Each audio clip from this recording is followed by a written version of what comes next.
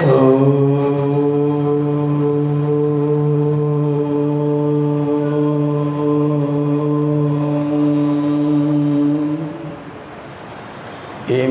मे वरुणश्रुधि हवम् अद्या च मृडय त्वामवस्युराचके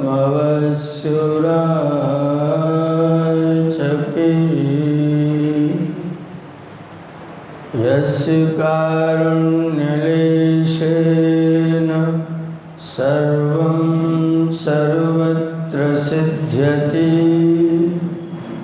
संकल्पितं हृदाभीष्टं तं वन्दे जगदीश्वरं तं वन्दे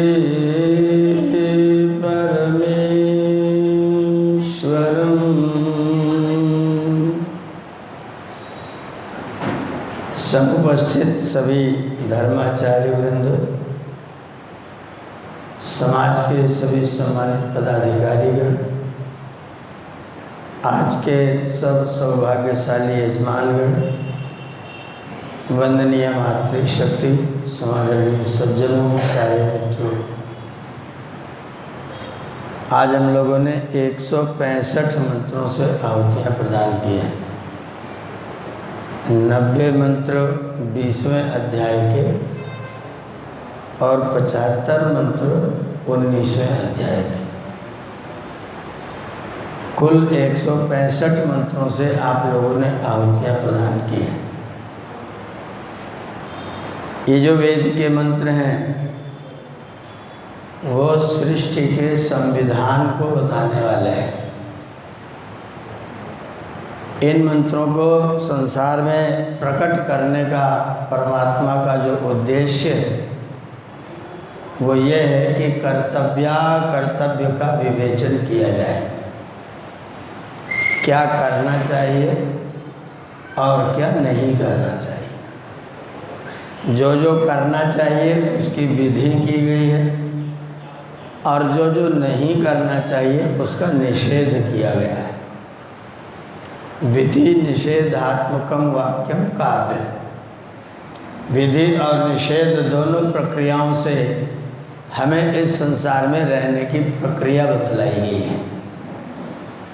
आज ये बहुत सुंदर प्रकरण चला है, यहाँ पर मैं उसकी चर्चा आपके समक्ष करूँगा। हमारे यहाँ प्राचीन काल में शिक्षा व्यवस्था गुरुकुल में चला करती थी। 8 वर्ष से लेकर के 25 वर्ष तक के बालक और 50 वर्ष से लेकर के 75 वर्ष तक के प्रौढ़, ये दोनों आयु सीमा वाले लोग वनों में रहा करते थे, घरों में नहीं रहते थे। 50 से 75 वाले और 8 से 25 वाले। घर में रहना केवल 25 से 50 वालों के लिए अलाउ था, बाकी सबको बाहर रहना था। ये जो हम लोगों ने भीड़ बढ़ाई है शहरों में, इसका प्रबंध वैदिक व्यवस्था में नहीं था। जो बड़े बड़े शहरों में कबूतर जैसे दड़बे बना के लोग रह रहे हैं, वो व्यवस्था हमारे यहाँ नहीं थी। ब्रह्मचारी गुरुकुल में रहेगा, वानप्रस्थी गुरुकुल में रहेगा, गृहस्थ गृह में रहेगा, गृहस्थ गृह में स्थित, बाकी सब बाहर। 75 वर्ष के बाद वाले कहीं भी रुकेंगे नहीं, उनका ठहरना मना है, वो चलते रहे। आज यहाँ तो कल उनका नाम है परिव्राजक। आप कहते हैं ना विवेकानंद परिव्राजक। परिव्राजक माने कहीं न ठहरने वाला। वो घर में रहेंगे नहीं, लेकिन जाएंगे घरों में। घर में जाएंगे, आपसे मांग के रोटी खाएंगे, आपको सदुपदेश प्रदान करेंगे। और फिर अगले बार आगे चले जाएंगे। तो घर में रहने वाले केवल 25% लोग हैं बस, उन्हीं का नाम है गृहस्थ। तो गृहस्थ लोग गांव में रहते थे, ब्रह्मचारी वानप्रस्थ वन में रहते थे। आषाढ़ में जब बरसात शुरू होती थी तो वे लोग वो गांव वन छोड़ देते थे, वो सब लोग आ जाते थे गांव में, क्योंकि तब गुरुकुलों में भवन नहीं होते थे। वन में रहते थे, पेड़ के नीचे रहते थे, वहीं पढ़ते थे, ज़मीन पर सोते थे। खटिया बिस्तर तखत बेड वेड कुछ नहीं, धराशायी रहते थे, ज़मीन पर सोते थे। आते थे गांव में, तो जब वो गांव में आते थे तो धूम धाम हो जाता था। धूम धाम, धाम माने घर, धूम माने धुआं।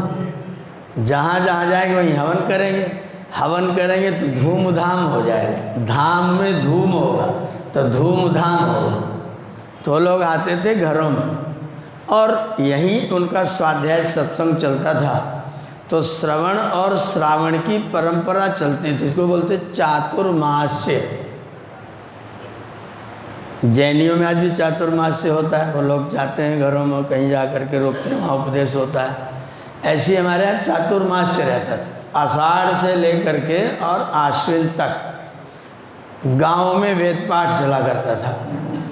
और जब बरसात समाप्त होती थी आश्विन के कृष्ण पक्ष में आकर के, तब फिर उन लोगों को घर में लोग बुला करके भोजन कराते थे और उनको दक्षिणा देते थे, उनको अन्न देते थे, वस्त्र देते थे और उनको विदा किया करते थे। आजकल हमारे यहाँ क्या चलता है, 15 दिन का पितृ विसर्जन पक्ष, उसका नाम क्या है, पितृपक्ष। पितृपक्ष क्यों रहा उसका नाम? क्योंकि जो वनों में रहने वाले हमारे पितर लोग आए हैं घरों में, अब बरसात समाप्त होगी तो वो फिर वनों में जाएंगे, तो उन पितरों को अपने घर में बुला करके खिला पिला के सम्मान पूर्वक उनको विदा किया जाए। तो ये 15 दिन तक ये कहानी चलती थी, मेरे घर में आज नंबर, आज मेरे घर में, आज मेरे घर में। सब लोग अपने पितरों को खिला पिला करके विदा किया करते थे वन के लिए। इसीलिए इस पक्ष का क्या नाम है, पितृ विसर्जन। अब हमारे यहाँ के लोगों ने पितर माने मरे हुए, ये मूर्खता हुई है। पितर माने मरे हुए नहीं, पितर माने पालन करने वाले और ज्ञानी लोग। वो कौन है? वे पितर हैं जो अब घर को छोड़ करके वन में चले गए, मेरे पितर हैं, हमारे पिता लोग हैं।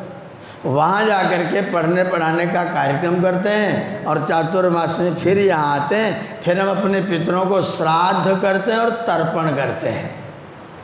क्या क्या करते हैं? श्राद्ध और तर्पण क्या है? श्रद्धा पूर्वक जो कर्म किया जाए उसका नाम श्राद्ध, और जिससे किसी को तृप्त किया जाए उसका नाम क्या है? तर्पण। तो किनको श्राद्ध करना, किनको तर्पण करना? जो है ही नहीं, जो है नहीं उनके प्रति आप क्या श्रद्धा करेंगे और क्या तर्पण करेंगे? जो हैं उनका श्राद्ध करना है, उनका तर्पण करना है, उनको तृप्त करना है, उनके साथ श्रद्धापूर्वक व्यवहार करना है। आयंतुना पितरा सौम्यासा बर्हिषेषु निधिषु प्रियेषु।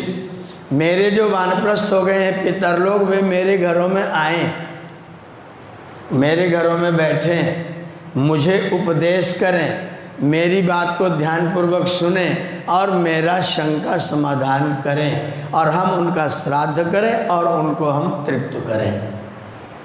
ये हमारी परंपरा थी। हमने उस परंपरा को कर दिया बंद। वन में जाने का मामला बंद हो गया, ब्रह्मचारियों का वन में रहना बंद हो गया, पितर लोगों का इकट्ठा होना बंद हो गया, लेकिन पितृ विसर्जन चालू है। जब पितर आए ही नहीं तो विसर्जन किसका? तो लोगों ने कहा नहीं, कौवा बन के आते हैं। अब इन समझदार लोगों को कोई पूछे कि कोई अपने पिताजी को बुलाए तो कौवा बना के बुलाए कि मनुष्य बन के बुलाए? अगर अपने पितर लोगों को बुलाना ही है तो कैसे बुलाएं? कौवा बना के, कुत्ता बना के? कमाल हो गया। उन्होंने शरीर को छोड़ा तो नया शरीर मिला। शरीर नया मिलने का आधार क्या है? नया शरीर मिलने का आधार है कर्म। तो क्या उनके कर्म कौवा बनने के थे? बिना कर्म के बनेंगे नहीं। और तुमने उनको कौवा बना के बुलाना है तो तुम उनका कर्म खराब कर रहे हो कि बना रहे हो? कैसे पुत्र हो, कैसी संतान हो?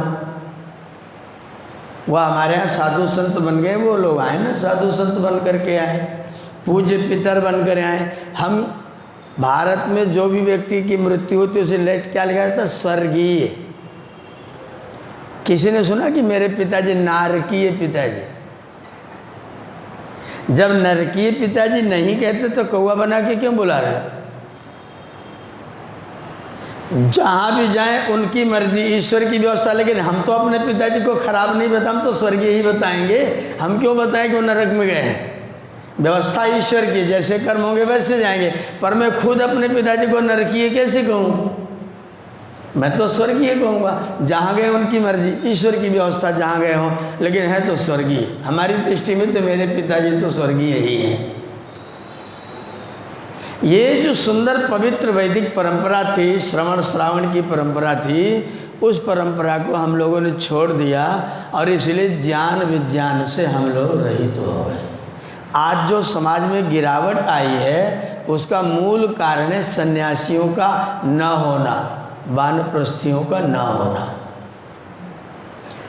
हमें अपने गुरुकुल में लगभग 80,000 रुपये पेमेंट देना पड़ता है। अगर वानप्रस्थ आश्रम हो जाए तो पेमेंट देना पड़ेगा। वृद्ध लोग पढ़ाएंगे, बच्चे लोग पढ़ेंगे। और वृद्ध लोग पढ़ाएंगे तो अपने पौत्रों को पढ़ाएंगे तो कैसा पढ़ाएंगे? हृदय से भावना है कि मेरा बेटा और अच्छा बना। अच्छा, इन्होंने अपने जीवन का अनुभव कर लिया है। जो विद्यालय में नौकरी करके पढ़ा रहा है तो पढ़ा रहा है कि नौकरी कर रहा है? वो पढ़ा नहीं रहा है, अध्यापक नहीं हो, वो नौकर है। यश करनी नौकर है। क्या नाम है? नौकर। यश करनी, पढ़ाना है नहीं, पढ़ाना पड़ेगा। अच्छा ठीक, कोई बात नहीं। हमने मास्टर को, अध्यापक को, विद्या देने वाले को नौकर बना दिया और विद्या का भी मूल्य निर्धारित कर दिया। विद्या बेचना शुरू हो गया। विद्या बेचने की व्यवस्था वैदिक व्यवस्था में, विद्या दान है कि विद्या विक्रय है? विद्या दीयते या विद्या विक्रीयते? दी जाती है कि बेची जाती है? अगर पैसा लेके दे रहे हैं तो विक्रय है कि दान है? विद्या का दान होता है, विद्या का विक्रय नहीं होता है। हमारी परंपरा में विद्या के दान की व्यवस्था है। वो परंपरा हमने समाप्त करके अब विद्या शिक्षा को एक कोने में कर दिया और आज की स्थितियाँ बड़ी विपन्न, बड़ी विकृत, बड़ी विचित्र हैं। पितर लोग घरों में हैं लेकिन सम्मानपूर्वक नहीं है। अगली पीढ़ी जब अपने अधिकार में आती है तो दूसरी पीढ़ी फिर नेग्लेक्टेड हो जाती है, तिरस्कृत हो जाती है। पिता माता से कोई बच्चे लोग जब निर्णय करते तो अनुमति लेने जाते हैं। पहले हमारे बचपन में बहुओं को लेने के लिए भाई जाता था तो बहू से कहता था कि उसकी माँ से कहता था? माताजी पिताजी से कहते थे कि बहन को लिवाने आए हैं, विदा कर दीजिए। आजकल क्या होता है? आजकल बहन जी जब पर्स टांग के तैयार होकर आती कहती मम्मी हम जा रहे हैं देखना। अब मम्मी क्या कि नहीं जाओगे? मना करने का कोई मतलब रह गया है? आप तैयार हैं तो फिर ठीक है। फिर तो अनुमति वाला मामला। अब जो वृद्ध लोग हैं उनकी कोई अनुमति लेने का कोई मतलब, और जिसने अपना शासन 25 साल 30 साल घर में चलाया हो उसका शासन अगर छीन लिया जाए तो क्या होगा? जिसका राज ना रहेगा वो नाराज होगा ना। जब राज ना रहेगा तो नाराज होगा, तो पिताजी नाराज है। पुत्र पिता की निंदा कर रहा है कि पिताजी छोड़ते ही नहीं, और पिताजी पुत्र की निंदा करे, नालायक पकड़ते ही नहीं। अच्छा, हर पिताजी सोचता है कि मेरा पुत्र मूर्ख है, अन्यथा मत लीजिएगा, मैं अपनी बात को सिद्ध करूँगा। हर पिता ये सोचता है कि मेरा पुत्र मूर्ख है। कैसे? वो सोचता है कि अगर मैं नहीं करूँगा तो ये बर्बाद हो जाएगा। इसीलिए पिताजी अपनी जिम्मेदारी निभा रहे हैं। पुत्र की पुत्री का विवाह करना है और पुत्र जी आराम से नौकरी कर रहे हैं, और दादाजी सबसे कहते फिर रहे हैं बेटी का विवाह करना है, नातिन का विवाह करना है। जिम्मेदारी किसकी है? पिता की। और ढो कौन रहा है? क्यों? दादाजी ये मानते कि मेरा पुत्र मूर्ख है, वो कर नहीं पाएगा, मुझे ही करना पड़ेगा। ये सब पिता लोग यही सोचते हैं। वो सोचते ये तो मैंने छोड़ दिया तो बिल्कुल बर्बाद करके रख दें, इसलिए दुकान पर मुझे जाना ही जाना है। मेरे ना रहने पर ये नालायक दुकान नहीं चला पाएंगे, सब चौपट कर देंगे। अच्छा, चौपट हो जाता है क्या? बेकार की बातें हैं। अच्छा, आप अचानक चले गए तो चौपट हो जाता है क्या? जिनके पिताजी चले गए उनका सब चौपट हो गया क्या? उनका विवाह शादी नहीं होता है क्या? बेकार की बातें हैं। हम बैलगाड़ी के नीचे चलने वाले कुत्ते हैं, हम बैलगाड़ी के नीचे चलने वाले कुत्ते हैं, और सोचिए रहे बैलगाड़ी को हम ही चला रहे हैं। खींच रहा है बैल, कुत्ता उसके नीचे नीचे चल रहा है और सोच रहा है मैं न होता तो ये बैलगाड़ी यही ठहर जाती। ऐसी भार ढोए ढोए हम लोग अपना बोझा लादे लादे घूम रहे हैं। ये स्थितियां हमारे परिवारों में हो रही हैं। वेद भगवान कहते हैं कि जब आपने विवाह कर दिया, पुत्र वधू जब आपके घर में आ गई तो घर बिगड़ेगा तो किसका बिगड़ेगा? घर किसका बिगड़ेगा? लेकिन माताजी को बहुत चिंता है, अगर मैं नहीं रहूँगी तो ये बहू तो घर को अपने मायके में दे आएगी। ऐसा माताजी सोचती रहती। हमारे ससुराल में चचेरे भाई, मतलब मेरे भाई के ससुर जय कुमार को आप लोग जानते हैं, उनके चाचा के घर की बात है। और जय कुमार हमारे बड़े भाई के साले हैं, उनके चाचा के घर की बात है। मैं वहाँ गया तो बहुएं 2 घर में हैं। अब मैं वहाँ पहुँचा तो जलपान की कोई व्यवस्था नहीं, और हमारे यहाँ व्यवस्था क्या है, बिना मीठा दिए पानी कोई पिला नहीं सकता है। हमारे पूर्वांचल में, उत्तर प्रदेश में आपको सीधा पानी कोई कभी भी नहीं देगा, अगर देगा तो डांट खाएगा। वो मीठा दे करके ही पानी देगा। अब बहुएं घर में हैं, जीजा जी आए हैं, उनको पानी देना है, लेकिन चाबी माताजी के पास है। घर में ताला है और चाबी माताजी के पास है, और माताजी बाग में है। मैं बाहर बैठा हूँ, पानी के लिए प्रतीक्षा हो रही है। वो सब अंदर ही अंदर छटपटा रही, कैसे पानी, कैसे पानी, कैसे पानी। अब पानी कैसे दिया जाए? चाबी तो माताजी के पास है। माताजी कब आएंगी पता नहीं है। कोई बाहर नहीं निकला, मैं घर में बैठा रहा, आधे पौने घंटे तक चुपचाप बैठा रहा, कोई बाहर नहीं निकला। फिर मैं उठ करके जय कुमार के घर में चला गया। बाद में मैं उनके घर आया, मैंने कहा कि मैं आया तो आप लोग मेरे पास आए ही नहीं। तो उन्होंने बताया हम कैसे आते, क्या लेके आते? चाबी थी नहीं, पानी दे नहीं सकते, पानी ना लाएं तो अथी के पास जाएं कैसे, इसलिए हम आ नहीं पाए। हमने माताजी से कहा आप अपने पास चाबी क्यों रखती हो? कम से कम मीठे की चाबी तो मत रखा करो, हम लोग आए तो भूखे प्यासे रह जाए। मीठा वाला खोल दिया करो, बाकी पैक रखो अपना। उन्होंने कहा कि तुमको पता नहीं है, अगर इनके हाथ में चाबी दे दे तो मीठा 1 दिन में गायब। ये अपने बच्चों को खिला देती है। मैंने कहा माँ अपने बच्चे को मीठा खिला दे, दोष है कि गुण है? ये कोई बात है कि माँ अपने बच्चों को मीठा से हम बंद करके रखेंगे, बच्चों को भी नहीं देंगे, न खाएंगे न खाने देंगे। मोदी जी हो रहे हो, मोदी जी बोले न खाएंगे न खाने देंगे। ये भी मोदी जी बने घूम रहे, न खाएंगे न खाने देंगे। अभी तो सिर्फ बोल के रह गए। सब चल रहा है। तो जो वैदिक व्यवस्था है वो ये है कि अधिकार दिए जाएं, कर्तव्य समझाए जाएं। एक मंत्र है यहाँ पर, 47वां मंत्र है, 47वां मंत्र है, अध्याय 19, मंत्र संख्या 47। द्वे श्रुति अशृणवम पितॄणाम, पितरों की दो प्रकार की सीढ़ियाँ हैं, दो पंक्तियों के पितर होते हैं। पितरों के दो पंक्तियाँ होती हैं। कौन कौन सी?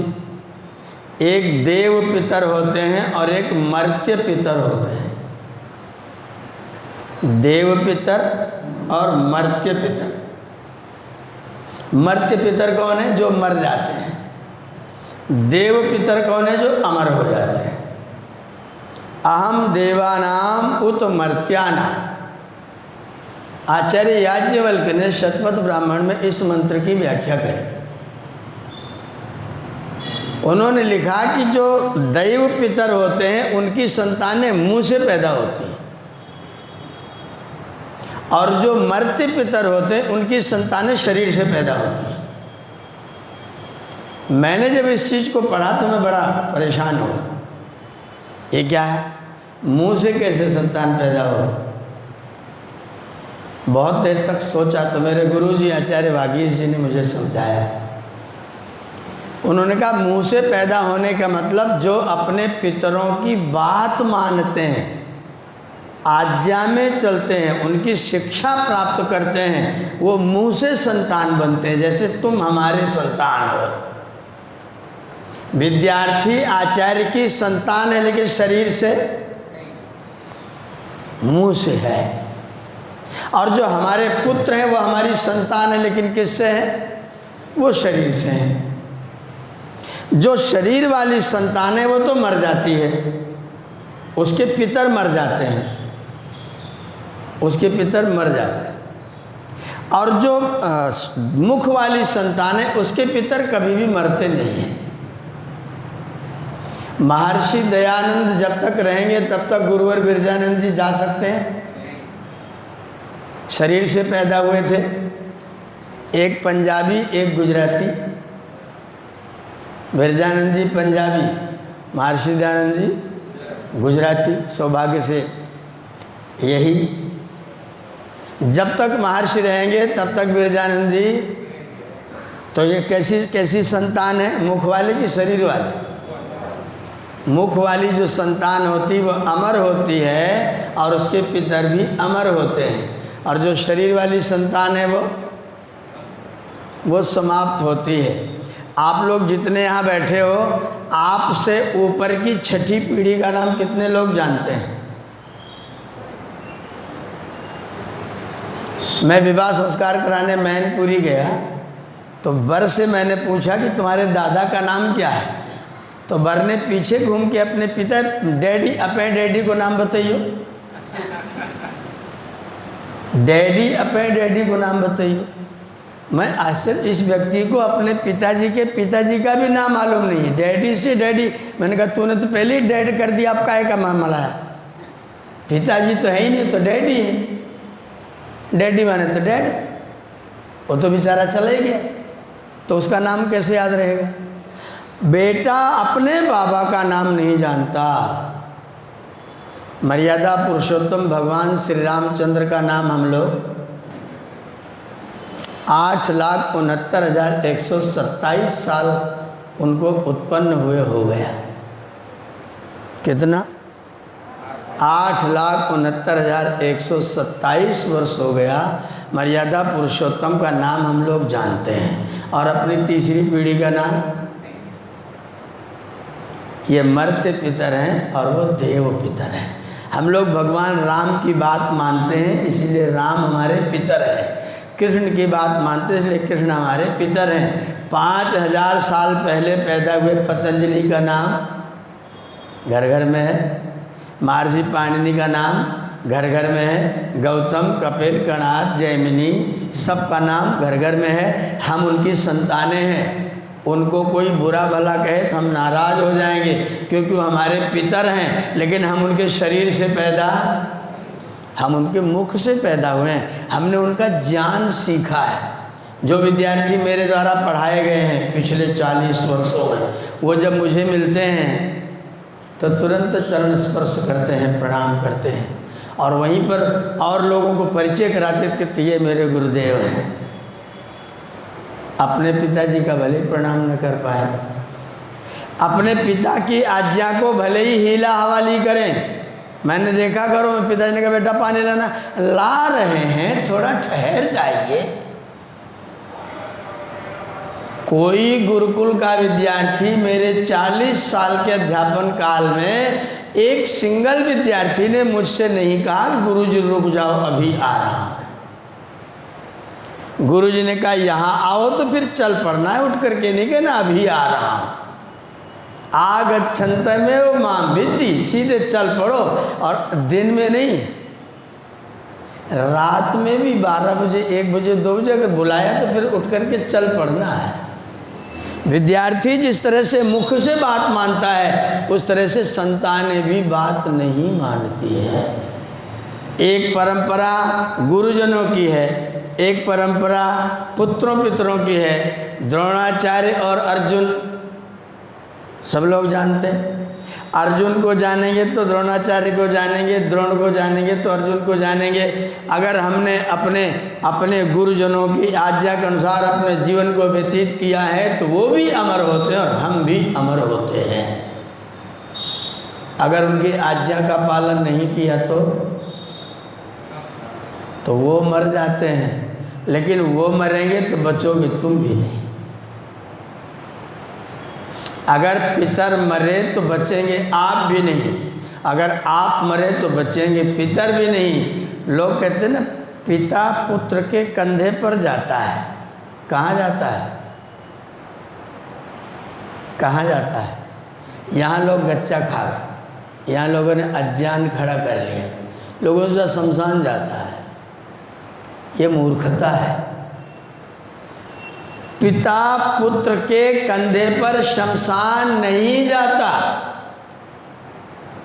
अनेक पिता मर जाते हैं, पुत्र नहीं पहुंच पाता, शमशान तो वो जाता है।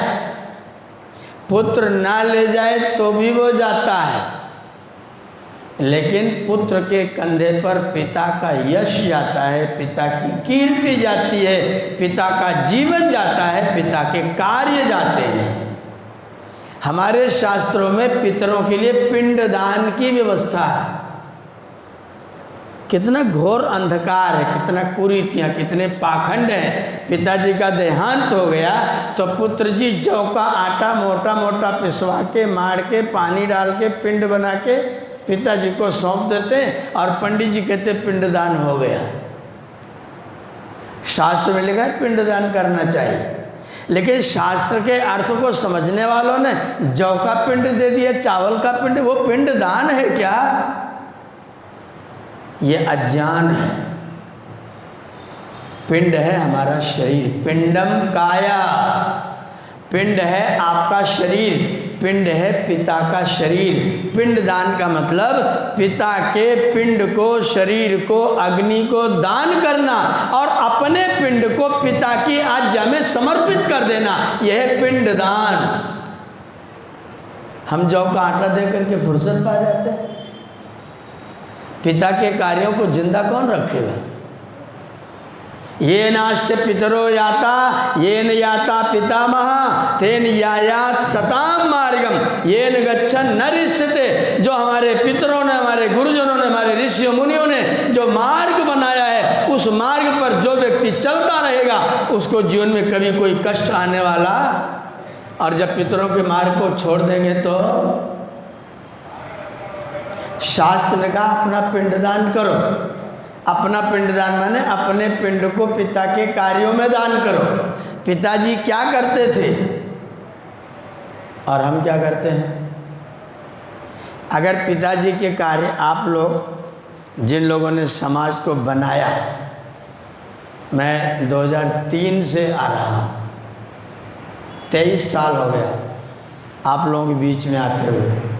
अनेक लोग उस समय थे, चले गए। हरि सिंह परमार, उनके चंद्रकांत जी के पिताजी हरि सिंह परमार। रणजीत जी तो थे ही, वो तो अभी गए।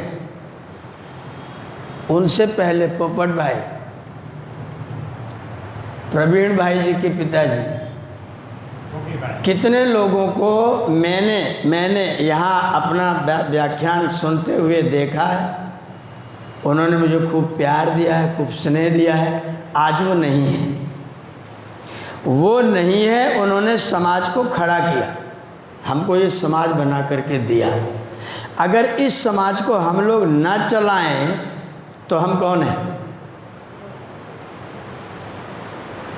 और अगर हम चलाते रहते हैं तो हम उनको पिंडदान कर रहे हैं कि नहीं?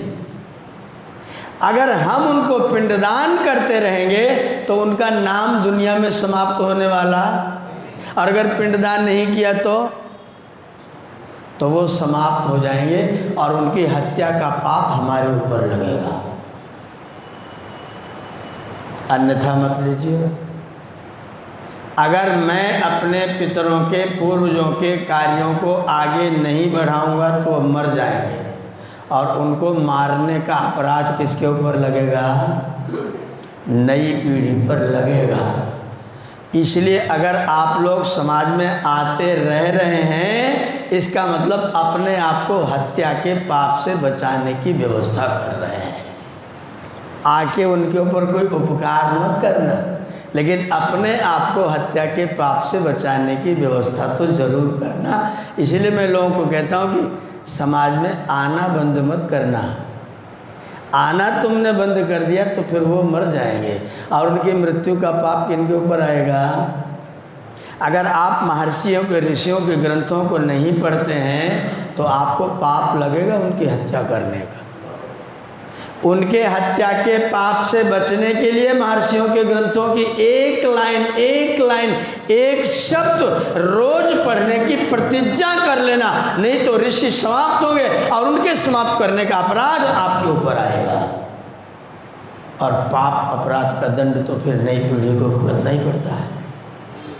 अगर आप स्वाध्याय करते हैं तो आप पतंजलि को अमर करते हैं, पाणिनि को अमर करते हैं, गौतम, कपिल, कणाद को अमर करते हैं, और जिनके ऋषि अमर होंगे वो संतानें भी मर नहीं सकती हैं, वो भी अमर ही होंगी। ये परंपरा चलते रहना चाहिए, इसलिए ये सब कार्य करते रहना चाहिए। मुझे किसी व्यक्ति ने कहा तुम प्रवचन करते हो, क्या फ़ायदा होता है? चांदपुर बिजनौर, वहाँ एक बहुत बड़े कवि हैं और आर्य समाज के मंत्री हैं। उनका आचार्य जी आपके व्याख्यान का कोई फायदा नहीं है। मैंने कहा आज की सभा में तुम्हारे यहाँ कितने लोग सुनने आए थे? बोले 150 लोग थे मेरे रजिस्टर के अनुसार। मैंने कहा 150 लोगों ने मुझको 1 घंटे सुना, इसका मतलब 150 घंटे सुना। और जितनी देर लोगों ने मेरा प्रवचन सुना उतनी देर तक उन लोगों ने मन से भी कोई गलत बात सोची, तो मैंने 150 घंटे तक लोगों को पाप करने से बचाया है।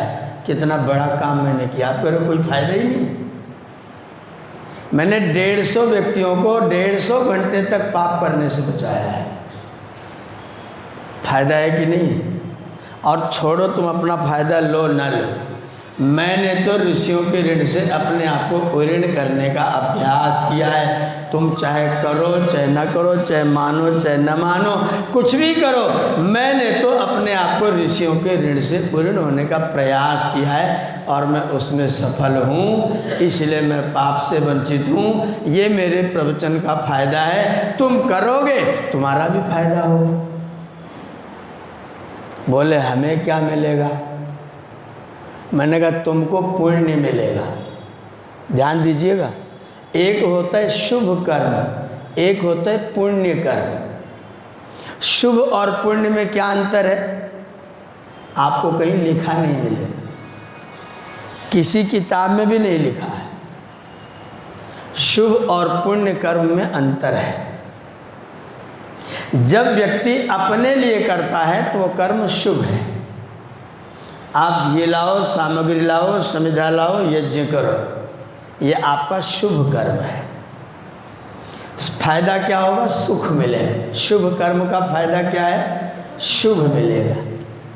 अब आपने अपनी समिधा सामग्री सब खर्च किया, यज्ञ करने बैठे, और यज्ञ करने बैठने से पहले अपने 2-4 पड़ोसियों को व्हाट्सएप मैसेज भेजा, फ़ोन कर दिया, भैया हवन करने चल रहे हैं, अगर आप स्नान आदि कर चुके हो तो आ जाओ, तुम भी 4 आहुति डाल लेना।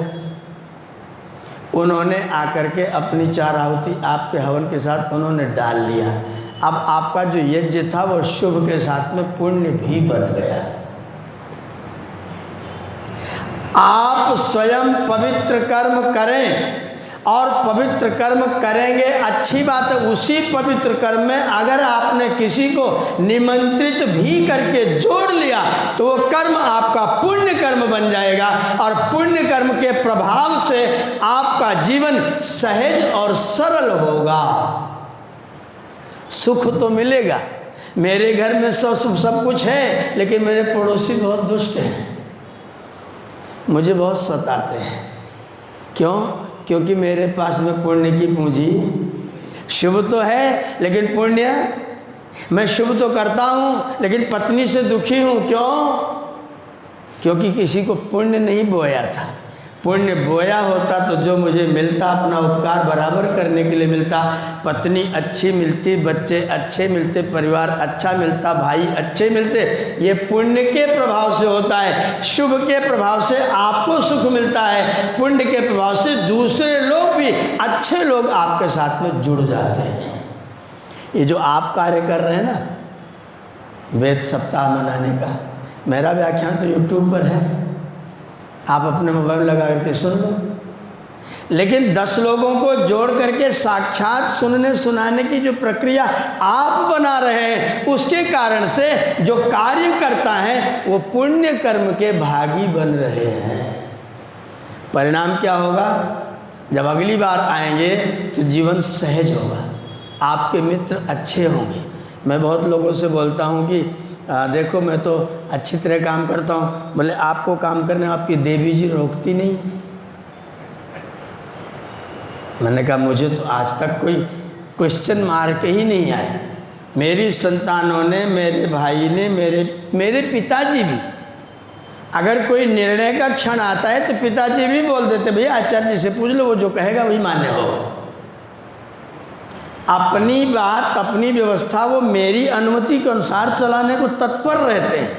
मतलब मुझसे बड़े भी मेरी बात मानने को तैयार हैं, तो लोग कहते हैं कि तुम्हारी बात अलग है। मैंने कहा अलग बात नहीं है, केवल पुण्य अर्जित करने की बात है, बस तुम भी ऐसा कर सकते हो।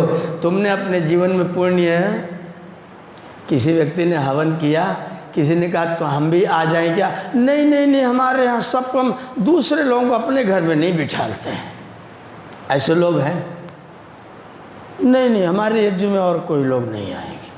नहीं आएंगे, लेकिन आपका जो दरवाज़ा खुल रहा था ना, उस दरवाजे को आपने अपने आप बंद कर दिया है, और बंद दरवाजे में होकर के आपका पुण्य आने वाला, दूसरों को सुख प्रदान करने के लिए जब आप तत्पर होते हैं तब वो आपका पुण्य कर्म होता है। जब अपने लिए तत्पर होते हैं तो आपका शुभ कर्म होता है। शुभ से आपको सुख मिलेगा, लेकिन बगल में दुखी करने वाले लोग भी मिलेंगे।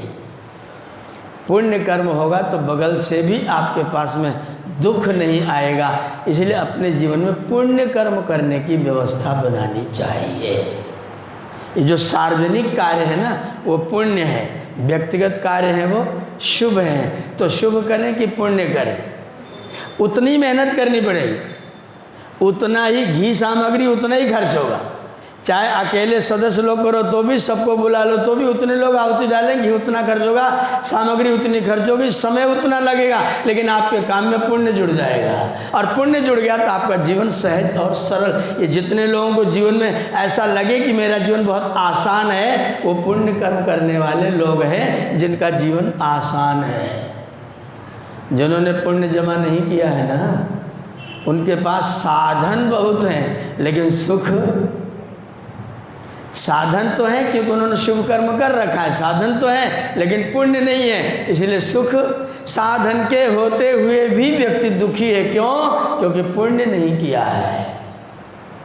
हमें अपने कार्यों में पुण्य करने की चेष्टा। मान लीजिए आपको कोई कार्य करने में कष्ट हो रहा है, कष्ट हो रहा है, उस कष्ट को सहन करके भी अगर आपने किसी व्यक्ति को तर्पण कर दिया, तृप्त कर दिया, तो उसका जो आशीष उसके अंदर से निकलेगा, वो आशीष आपके जीवन का पुण्य की पूंजी है और वो आपके जीवन को सरल और सहज बनाने का काम करता है। इसीलिए मैं बार बार कहता हूँ, अपने पितरों के रास्तों को बंद नहीं करना, अपना कर्तव्य मान करके कम से कम जाते रहना। जाते भी रहोगे तो अपराध नहीं लगेगा, पुण्य जुड़ेगा, क्योंकि आप अपने पितरों को अमर करने की चेष्टा कर रहे हैं, अपने ऋषियों के ज्ञान का विस्तार प्रचार करने की चेष्टा कर रहे हैं। मुझे किसी ने कहा तुम क्यों बोलते हो? मैंने कहा मैं इसलिए बोलता हूँ क्योंकि मजबूर हूँ, मैं मजबूर हूँ। मैं जिस परमात्मा की उपासना करता हूँ उसी परमात्मा ने मुझको कहा है कि मैंने वेद वाणी सबके कल्याण के लिए दी है, जितना तुमको आ जाए उतना दूसरों को बताते रहना, नहीं तो तुम्हारी भी खत्म हो जाएगी। मैं किसी को नहीं दे रहा हूँ, मैं तो अपनी रिन्यू कर रहा हूँ, मैं अपना नया कर रहा हूँ। मेरे अपने पास जो, क्योंकि ये विद्या जो है वो दान देने से बढ़ती है, रोक लेने से घटती है। मैं अपनी विद्या बढ़ा रहा हूँ, आपके लिए कुछ नहीं कर रहा हूँ। आपको लाभ मिल जाए तो आपका सौभाग्य है, आपका धन्यवाद है। द्वे श्रुति आश्रणवम पितॄणाम अहम देवानाम उत मर्त्यानाम ताभ्याम इदम विश्वम एजत्सम एति। इन दोनों रास्तों पर, रेल की दोनों पटरियों पर होते हुए रेलगाड़ी बिल्कुल ठीक चलती है। देव मार्ग और पितृमार्ग दोनों बराबर चलते रहेंगे तो जीवन सुंदर रहेगा, राष्ट्र सुंदर रहेगा, समाज सुंदर रहेगा।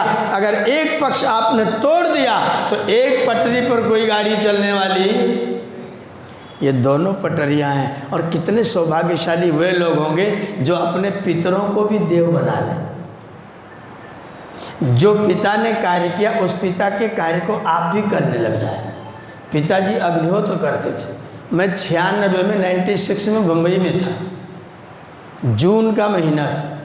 एक वृद्ध व्यक्ति ने मुझे कहा कि मेरे घर में यज्ञ करा दीजिए। मैंने कहा करा दो। मैं उनके घर गया, ऐसे दरवाजे, छोटा आंगन था, ज़्यादा बड़ी जगह नहीं, तो हॉल है, ऐसा दरवाज़ा था। और इस कोने पे यहाँ पर हमने अपना हवन कुंड लगाया, ले करके बैठ गए। पिताजी सामने बैठ गए। हमने कहा कि और कोई परिवार में? मैं एकदम चुप हो गया। पिताजी बैठे, मैं पुरोहित बैठा हूँ, पिताजी यजमान बैठे। उनका बेटा लेदर का जूता पहना, लंबा बैग टांगा, इधर से निकला और हवन कुंड में लात मारता हुआ इधर से निकल गया। मुझे बहुत क्रोध आया। वृद्ध ने ऐसे हाथ जोड़े, कुछ मत कहिए। मैंने हवन किया, बेटा चला गया, उसे अपने काम पर जाना था। मैंने यज्ञ किया। यज्ञ के बाद मैंने उनसे कहा कि आपको ये क्या है, ये स्थिति आपके घर में, ये स्थिति क्यों है? बोले पता नहीं पंडित जी, मेरा कोई पाप होगा, ऐसा पुत्र मुझको प्राप्त हुआ है। हवन का, पूजा का, सत्संग का, धर्म का नाम ले लो तो बिगड़ जाता है। मैंने कहा फिर भी आप कर रहे हैं? बोले मैं इसलिए कर रहा हूँ जिससे इसकी बुद्धि अगर ईश्वर की कृपा से शुद्ध हो जाए, मेरे इन पुण्य कर्मों से इसकी बुद्धि शुद्ध हो जाए, इसलिए मैं प्रतिमास यज्ञ करता हूँ। मेरी आंखों में आंसू आ गए। मैंने उनको नमस्कार किया। मैंने कहा ये करते रहना, बंद मत कर देना। अगर घबरा करके, दुखी होकर के बंद कर दिया तो बहुत बड़ा नुकसान होगा। करते रहना, अपमान सह के भी करते रहना। बोले हाँ ठीक है, मैं कर रहा हूँ, मैं बिल्कुल नहीं रुकूँगा। 97 में फिर वही बम्बई पहुँचा। बम्बई पहुँचा तो वही लड़का जो हवनकुंड में लात मार के गया था मेरे पास आर्य समाज में आया। मैं बैठा था ऑफिस में, वो सामने आकर के बैठ गया। पंडित जी हमें हवन करना है। मैंने कहा तुम हवन करोगे? उसने कहा क्यों? मैंने कहा याद है पिछले साल जून में तुमने क्या किया था? बोले वो आप ही थे क्या? बोला वो आप थे क्या? मैंने कहा हाँ मैं ही था, मैं तुम्हारे घर आया था और मुझे तुम्हारा चेहरा ज़िंदगी में कभी नहीं भूलेगा। पूरा जीवन ये चेहरा मेरे आँखों के अंदर से जाएगा नहीं। मैंने बिल्कुल फीड कर लिया इसको। बोले आप नाराज़ तो खूब होंगे। मैंने कहा जम के नाराज़ हूँ, जम के नाराज़ हूँ। महर्षि दयानंद के अगर अनुयायी ना होता तो मैं तुमको शाप देने की बात सोचता, लेकिन मैं सुधार करने की गुंजाइश लेके अब भी बैठा हूँ। और इसलिए बैठा हूँ क्योंकि तुम्हारे पिताजी वो कार्य करते थे। बोले मेरे पिताजी का देहांत हो गया। मैंने कहा तुम्हारे मन में ग्लानि है? बोले बहुत ग्लानि है। तब क्यों करते थे? पता नहीं, बस वो जब भी कोई काम कर मुझे गुस्सा आता था। मैंने कहा ये कर्म फल का मामला है। पूर्व जन्म के द्वेष वाला जो संस्कार था उसके कारण से व्यक्ति जब तक जिया तब तक द्वेष ही कायम रहा। बोले अब मैंने कहा अब मेरे पिताजी चले गए तो जिस दिन वो हवन करते थे प्रत्येक महीना, मैं भी अब प्रत्येक महीना हवन करना शुरू कर दिया हूँ। और आप आकर के मुझको क्षमापूर्वक मेरे घर में हवन करवा दीजिए। मैंने उस पितर को प्रणाम किया। मैंने कहा अगर वो व्यक्ति बंद कर देता तो इस व्यक्ति में परिवर्तन आने वाला, इस व्यक्ति में जो परिवर्तन आया है वो उसके निरंतर करते रहने के कारण से आया है। इसकी बुद्धि में वो भाव इसीलिए आया क्योंकि उस व्यक्ति ने उस कार्य को करना बंद नहीं किया था। तो अपने पूर्वजों के कार्यों को किसी भी परिस्थिति में, अच्छे कार्य को कोई कुछ भी कहे, लेकिन अपने घर के अच्छे कार्यों को कभी भी बंद अगर कर देंगे तो आपका भी नुकसान होगा, सामने वालों का भी नुकसान होगा। इसलिए अपने पितरों के रास्तों को परिपक्व बनाते रहिए। ये हमारा पितृयज्ञ है। अपने पितरों को कभी भूलना नहीं, उनका श्राद्ध करते रहें। अब आप कहोगे अभी तो खत्म हो गए। खत्म होने वाले पितरों को श्रद्धापूर्वक आप क्या कर सकते हैं? उनके कार्यों को जीवित रखते हुए आप उनके प्रति अपनी श्रद्धा प्रकट कर सकते हैं। तो अगर आप उनके रास्ते पर चलते हुए उनके कार्यों को करते रहेंगे तो आप उनका श्राद्ध ही कर रहे होंगे। किसी एक पर्टिकुलर दिन किसी व्यक्ति को बुला करके भोजन करा के दक्षिणा दे दिया, उतने से श्राद्ध नहीं होगा।